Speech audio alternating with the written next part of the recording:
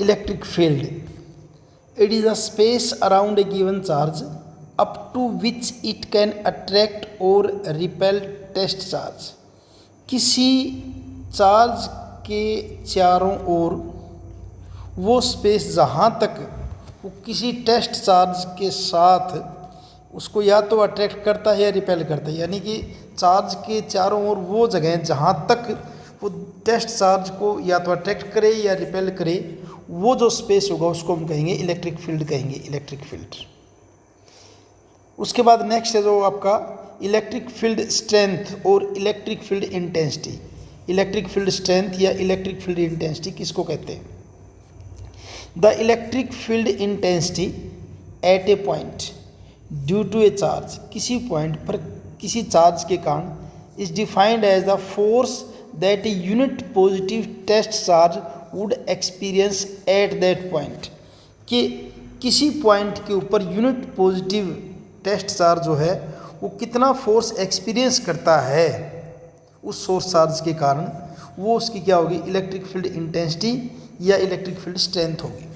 कैसे? देखिए, सपोज कीजिए आपका ये सोर्स चार्ज है, यहाँ पे क्यू सोर्स चार्ज है, ये सोर्स चार्ज है यहाँ पे क्यू प्लस क्यू, और यहाँ आपने टेस्ट चार्ज रखा हुआ है, test charge Q0 test charge, और इन दोनों को मिलाने वाली ये लाइन होगी, सपोज कीजिए इन दोनों को मिलाने वाली लाइन है,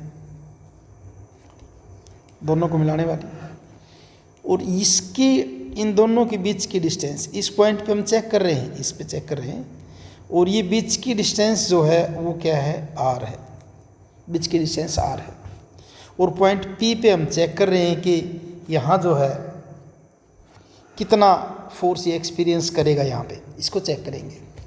तो लिख देते हैं, हम देखिए कि यहाँ आपका जो कैपिटल लिखा हुआ हमने Q जो है ये वाला, ये तो है आपका टेस्ट सोर्स चार्ज, ये है सोर्स चार्ज, और Q0 ये आपका टेस्ट चार्ज, टेस्ट चार्ज। अभी बताया कि इलेक्ट्रिक फील्ड क्या बताया था? इलेक्ट्रिक फील्ड क्या हो जाएगी इस डेफिनेशन के अकॉर्डिंग, कि कितना फोर्स एक्सपीरियंस करता है आपका टेस्ट चार्ज, यानी F/Q0। F यानी कि फोर्स की अगर बात करें, फोर्स जो लगेगा यहाँ पे, फोर्स किसके इक्वल लगेगा? 1/4 pi epsilon not, source charge Q है, टेस्ट चार्ज Q0 है, और डिस्टेंस क्या आपकी R² है। तो इस वैल्यू को यहाँ रख देते हैं, तो E is equal to F की जगह क्या लिखा? 1/4 pi epsilon naught Q0 upon R² upon Q0। यहाँ Q0 से Q0 आपका कैंसिल हो जाएगा, तो E इज इक्वल टू क्या होगा हमारा? E is equal to 1/4 pi epsilon naught Q upon R²। इसी को अगर वेक्टर फॉर्म में लिखना चाहें, वेक्टर फॉर्म में लिखना चाहें तो E इज इक्वल टू क्या हो जाएगा आपका?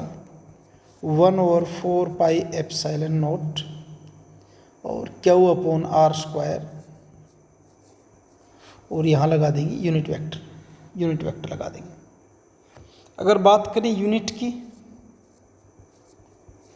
देखिए फॉर्मूला क्या लिखा आपने? E is equal to F upon Q0। अब फोर्स की यूनिट, फोर्स की यूनिट यहाँ याद कर लेते हैं।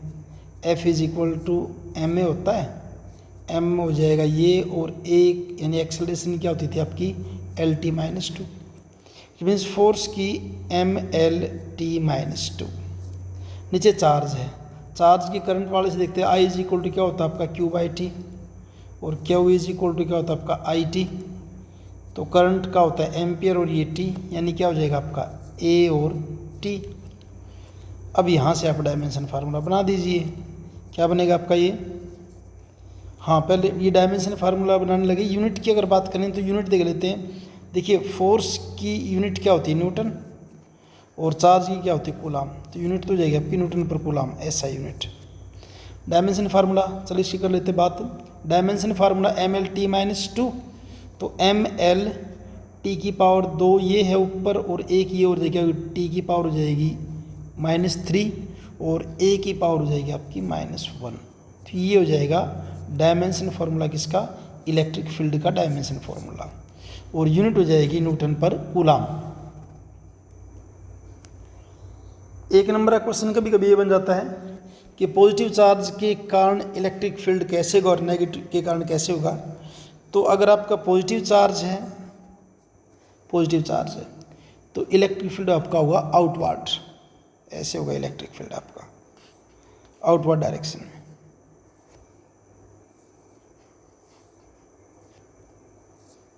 ऐसे आउटवर्ड डायरेक्शन में होगा आपका। और अगर नेगेटिव चार्ज के कारण देखने लग जाए, नेगेटिव चार्ज के कारण, तो नेगेटिव चार्ज के कारण होगा इनवर्ड डायरेक्शन, इनवर्ड ऐसे।